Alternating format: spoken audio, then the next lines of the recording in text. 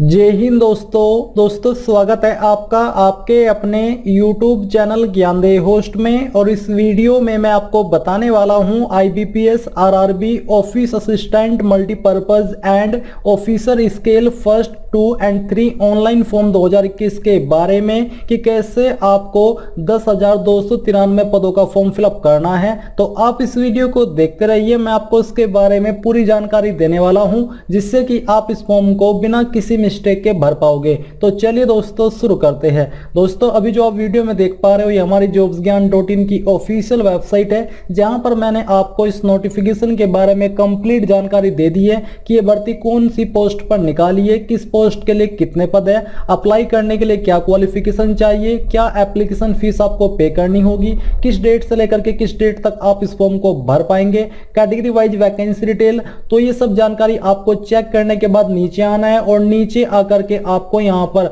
Apply online link के ऊपर click करना है। अप्लाई ऑनलाइन के ऊपर क्लिक करने के बाद आपके सामने ऐसा इंटरफेस आ जाएगा जहां पर आपको ये सिलेक्ट करना है कि आपको कौन सी पोस्ट पर अप्लाई करना है। अगर आप ऑफिस असिस्टेंट मल्टीपर्पज पर अप्लाई करना चाहते हैं तो आपको फर्स्ट लिंक को ओपन करना है। अगर आप ऑफिसर स्केल फर्स्ट की पोस्ट पर अप्लाई करना चाहते हैं तो आपको सेकंड लिंक को ओपन करना है। और अगर आप ऑफिसर स्केल 2 एंड 3 की पोस्ट पर अप्लाई करना चाहते हैं तो आपको थर्ड लिंक को ओपन करना होगा। यहां पर आप ये चेक कर सकते हैं कि कौन सी पोस्ट पर किस कैटेगरी में कितने पद निकाले हैं। तो जैसे कि अभी मैं आपको अप्लाई करके दिखाता हूं ऑफिस असिस्टेंट मल्टीपर्पज की पोस्ट पर, तो आपको इसके ऊपर क्लिक करना है। इसके ऊपर क्लिक करने के बाद यहां पर आपको click here for new registration इसके ऊपर क्लिक करना है। फिर यहां पर दोस्तों आपका जो भी फर्स्ट नेम है 10th की मार्कशीट के अनुसार वो आपको लिखना है और दोबारा से डाल करके कंफर्म करना है। मिडिल नेम है तो यहां पर डाल दीजिए, नहीं तो खाली छोड़ दीजिए। इसके बाद आपको लास्ट नेम एंटर करना है, इसको दोबारा डाल करके यहां पर कंफर्म करना है। और फिर यहां पर आपको अपना मोबाइल नंबर एंटर करना है, इस नंबर को दोबारा डाल करके कंफर्म कर दीजिए। और अगर आप कोई अन्य नंबर देना चाहते हैं तो अल्टरनेटिव नंबर के अंदर डाल दीजिए, नहीं तो आप इसको खाली भी छोड़ सकते हैं। फिर यहां पर दोस्तों आपको अपनी ईमेल आईडी का सिर्फ एड्रेस डालना है और डोमेन नेम के ऊपर क्लिक करके सिलेक्ट करना कि किस डोमेन के ऊपर है। देन आपको यहां पर अपनी ईमेल आईडी कंप्लीट तरीके से फिलअप करके वेरीफाई कर देनी है। इसको वेरीफाई करने के बाद जो यहां पर सिक्योरिटी कोड है, सिक्योरिटी कोड एंटर कर दीजिए। एंड जितनी भी जानकारी आपने यहां पर भरी है इनको अच्छे से चेक करके आपको नीचे आकर के सेव एंड नेक्स्ट के ऊपर क्लिक करना है। सेव एंड नेक्स्ट के ऊपर क्लिक करने के बाद आप देखोगे कि आपका रजिस्ट्रेशन हो चुका है और आपको इस स्टेप के अंदर अपना फोटो एंड सिग्नेचर अपलोड करना है। मैंने यहां पर अपलोड कर दिया है। मैं आपको बता दूं कि आपके फोटो का साइज 20 से 50 KB के बीच में होना चाहिए और सिग्नेचर का साइज आपका 10 से 20 KB के बीच में होना चाहिए। आप यहां पर guidelines for scanning the photograph and signature इसके ऊपर क्लिक करके यहां पर देख भी सकते हो कि आपका जो फोटोग्राम का डायमेंशन है वो क्या रहना चाहिए और पिक्सल कितना रहना चाहिए, ये सब जानकारी आपको यहां पर दी गई है। इसके अकॉर्डिंग आपको इमेज को यहां पर अपलोड कर देना है। देन आपको नेक्स्ट के ऊपर क्लिक करना है। अब इसके ऊपर क्लिक करने के बाद आपके सामने यहां पर फॉर्म की सबसे महत्वपूर्ण जानकारी आ चुकी है। तो यहां पर दोस्तों आपको अपनी कैटेगरी सिलेक्ट कर लेनी है कि आप कौन सी कैटेगरी में अप्लाई करना चाहते हैं। इसके बाद क्या आप विकलांग है और अगर आप है तो यस कर दीजिए, नहीं तो आपको नो करना है। और ये जो नीचे ऑप्शन आप देख पा रहे हैं, अगर आप यस करेंगे तो तभी आपके सामने एक्टिव होंगे। जो अन्य कैंडिडेट है विकलांग के अलावा उनके सामने ये एक्टिव नहीं होंगे। जो सभी को आंसर करना है वो है आपका कि क्या आप 1984 दंगे में उनके कोई मेंबर है, अगर है तो यस कर दीजिए, नहीं तो आपको नो करना है। फिर आपको बताना कि आप कौन से रिलीजन से बिलोंग करते हैं। इसके बाद do you belong to religious minority community, अगर आप रिलीजियस माइनॉरिटी कम्युनिटी से बिलोंग करते हैं तो यस कर दीजिए, नहीं तो आपको नो करना है। इसके बाद क्या आप एक्स सर्विसमैन हो, अगर हो तो यस कीजिए, नहीं तो यहाँ पर भी आपको नो करना है। अगर आप DIXS हो, अगर हो तो यस कर दीजिए, नहीं तो यहाँ पर भी आपको नो कर देना है।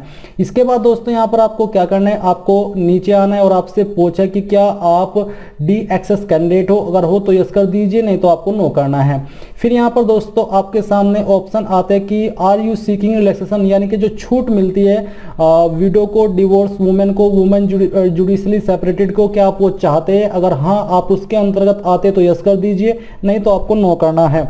नो करने के बाद आपसे पूछा कि क्या आपने पहले भी CWE CRP RRB में पार्टिसिपेट किया है, अगर हाँ तो यस कीजिए, नहीं तो आपको नो करना है। अगर आप यस कर रहे हो तो आपको बताना है कि आपने कितने अटेम्प्ट किए और कौन सा आपका अटेम्प्ट था, इनमें से आपको सिलेक्ट करना होगा। मैंने कोई अटेम्प्ट नहीं किया है इसलिए मैं यहाँ पर नो कर देता हूँ।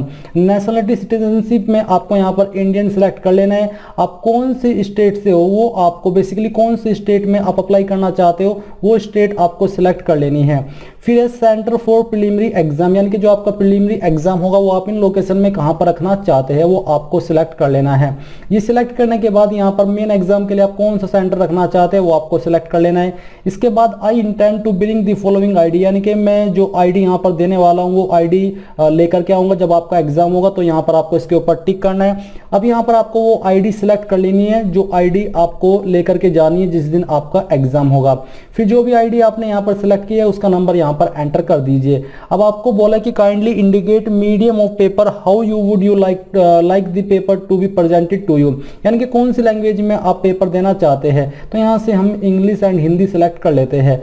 पर्सनल डिटेल में आपको अपनी डीओबी सिलेक्ट करनी है, पहले डे, इसके बाद में मंथ और फिर जो भी आपका ईयर है वो। देन यहाँ पर दोस्तों आपको अपना जेंडर सिलेक्ट करना है। इसके बाद क्या आप जुड़वा हो, अगर हो तो यस कर दीजिए, नहीं तो आपको नो करना है। अगर आप यस कर रहे हो तो जो आपका जुड़वा है वो ब्रदर है या फिर सिस्टर है वो आपको बताना होगा, और साथ ही आपको ट्विन का नेम भी देना होगा। मैरिटल स्टेटस क्या है वो यहाँ से आपको सिलेक्ट कर लेना है। इसके बाद आपको अपने फादर का नेम 10th की मार्कशीट के अनुसार यहाँ पर लिखना है। आपकी माता जी का नेम क्या है वो यहाँ पर आपको लिख देना है। आपका प्रेजेंट एड्रेस क्या है वो यहाँ पर आपको आपकी आईडी के अकॉर्डिंग फिलअप कर देना है, और जो भी आपकी डिस्ट्रिक्ट है वो डिस्ट्रिक्ट यहाँ पर आपको एंटर कर देनी है। यहाँ से आपको अपनी स्टेट सिलेक्ट कर लेनी है और आपको अपने पोस्ट ऑफिस या डिस्ट्रिक्ट का पिन कोड एंटर कर देना है। नीचे same as address for correspondence, यानी कि अगर आपका प्रेजेंट और परमानेंट एड्रेस सेम है तो यहाँ पर टिक कर दीजिए। टिक करने के बाद आपको नीचे कौन से एड्रेस पर अपनी एप्लीकेशन फीस की जीएसटी इनवॉइसिंग सेंड करनी है वो आपको सिलेक्ट कर लेना है। अब जितनी भी जानकारी आपने भरी इनको चेक करके नीचे आकर के आपको सेव एंड नेक्स्ट के ऊपर क्लिक करना है। अब यहाँ पर आपके सामने क्वालिफिकेशन की जानकारी आ चुकी है, तो आपको ग्रेजुएशन के सेक्शन में यहाँ पर सिलेक्ट करना है कि आपने इनमें से कौन से डिसिप्लिन में की है या फिर सब्जेक्ट में की है। अगर है तो सिलेक्ट कर लीजिए, नहीं तो अदर्स के ऊपर क्लिक करके खुद से एंटर कर दीजिए। डेट ऑफ पासिंग आपको सिलेक्ट कर लेनी है और सभी सेमेस्टर को मिलाकर के आपकी परसेंटेज कितनी है वो यहाँ पर डाल देना है। आपको ध्यान देना है कि आपकी क्वालिफिकेशन 28 जून 2021 तक कंप्लीट हो जानी चाहिए, तभी आप इसमें अप्लाई करने के लिए एलिजिबल हो पाएंगे। फिर यहाँ पर अगर आपके पास कोई पोस्ट क्वालिफिकेशन है, पोस्ट ग्रेजुएशन है, वो आप यहाँ पर दे सकते हैं। सेम तरीके से आपको जानकारी भरनी है। कोई प्रोफेशनल क्वालिफिकेशन है उसका नाम देकर के आपको जानकारी फिलअप कर देनी है। अदर क्वालिफिकेशन कोई आप देना चाहते तो वो भी आप यहाँ पर दे सकते हो। Do you have computer knowledge, तो आपको यहाँ पर यस नो में आंसर करना है। अगर आप यहाँ पर यस कर रहे हो तो आपको बताना है कि आपको क्या क्या आता है, तो यहाँ से हम ये जानकारी लिख देते हैं। ये लिखने के बाद दोस्तों यहाँ पर नीचे whether local language of the state selected was studied, यानी कि जो आपकी लोकल लैंग्वेज है क्या वो आपने 8वीं या फिर जो आपकी अबो क्वालिफिकेशन है उसमें वन ऑफ सब्जेक्ट के रूप में पढ़ी है, तो यहाँ पर हम इसको यस कर देते हैं और यस करने के बाद हिंदी को सिलेक्ट कर लेते हैं। अब अगर आपके पास एक्सपीरियंस है और आप देना चाहते हैं या फिर आप ऐसी पोस्ट पर अप्लाई कर रहे हैं जिसमें कि एक्सपीरियंस कंपलसरी रूप में मांगा है, तो आपको यहाँ पर नेम ऑफ एम्प्लॉयर के अंदर उस कंपनी या फिर उस बैंक का नाम देना है जहां पर आपने काम किया है, किस पोस्ट पर काम किया है उस पोस्ट का नाम आपको डेजिग्नेशन के कॉलम में लिखना है। और यहाँ पर यस के नीचे जो डेट मंथ ईयर है वो डेट यहाँ पर आपको सिलेक्ट करनी होगी जब आपने वर्क ज्वाइन किया था, और 2 के नीचे आपको डेट मंथ ईयर में वो डेट सिलेक्ट करनी है जब तक आपने वर्क किया था। नेचर ऑफ ड्यूटीज आपकी क्या थी वो आपको बतानी है, थोड़ा शॉर्ट में किस वजह से आपने जॉब छोड़ी वो भी आप यहाँ पर रीजन दे सकते हो। इसके बाद आपको यहाँ पर पूछा कि for the safety and wellbeing of candidates, यानी कि जो कैंडिडेट इन कैटेगरी से बिलोंग करते हैं जैसे कि SC ST माइनॉरिटी, तो उनको जो प्री एग्जाम ट्रेनिंग दी जाती है क्या आप उसके लिए एलिजिबल हो, आप चाहते हो? अगर हाँ तो यस कीजिए, नहीं तो आपको नो करना है। ये आप तभी ले पाएंगे अगर आप इन कैटेगरी से बिलोंग करते हो। अगर आप यहाँ पर यस कर रहे हो तो आपको यहाँ पर सेंटर चूज कर लेना है, और इसके बाद वेदर यानी कि आपके ऊपर कोई केस है, अगर है तो यस कर दीजिए, नहीं तो यहाँ पर आपको नो कर देना है। लैंग्वेज नोन, आपको कौन कौन सी लैंग्वेज आती है वो यहाँ पर लिख करके आपको बताना है कि मुझे रीड करनी आती है, लिखनी आती है और बोलनी आती है।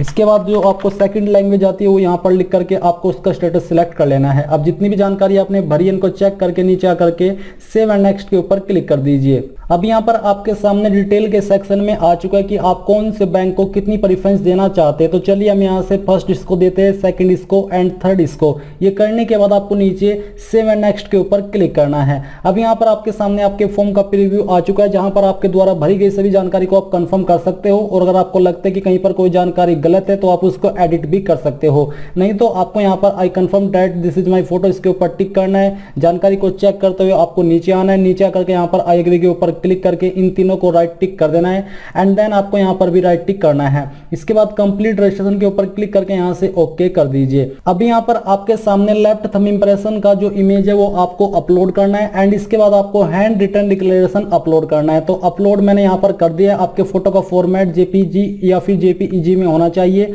और साइज आपका 50 केबी से कम ही होना चाहिए। यहाँ पर आप उसका प्रीव्यू भी देख सकते हैं। और हैंड रिटन डिक्लेरेशन में आपको क्या लिखना है वो आप देख लीजिए। ऊपर मैंने आपको यहाँ पर ये लाइन दी है। अगर आप थोड़ा शॉर्ट में लिखना चाहते हैं तो आप ये लाइन लिख सकते हैं, जैसे कि आई अमजद मलिक। यहाँ पर आपको अपना नाम रिप्लेस करना होगा। Hereby declare that all the information submitted by me in the application form is correct and valid. I will present the supporting documents as and when required. ये आप लिख सकते हो। और अगर आप थोड़ा बेहतर लिखना चाहते हो तो आप ये लिख करके एक ब्लैंक पेज यानी कि कोरे कागज पर और नीचे साइन करके आपको स्कैन करके यहाँ पर वो अपलोड कर देना है। देन आपको सिक्योरिटी कोड यहाँ पर एंटर करके सेव एंड नेक्स्ट के ऊपर क्लिक करके यहाँ से ओके कर देना है। इसके बाद आपके सामने आपकी फीस का अमाउंट आ जाएगा और यहाँ पर फीस का अमाउंट कंफर्म करने के बाद आपको सिक्योरिटी कोड डालते हुए सबमिट के ऊपर क्लिक करना है और यहाँ से ओके कर देना है।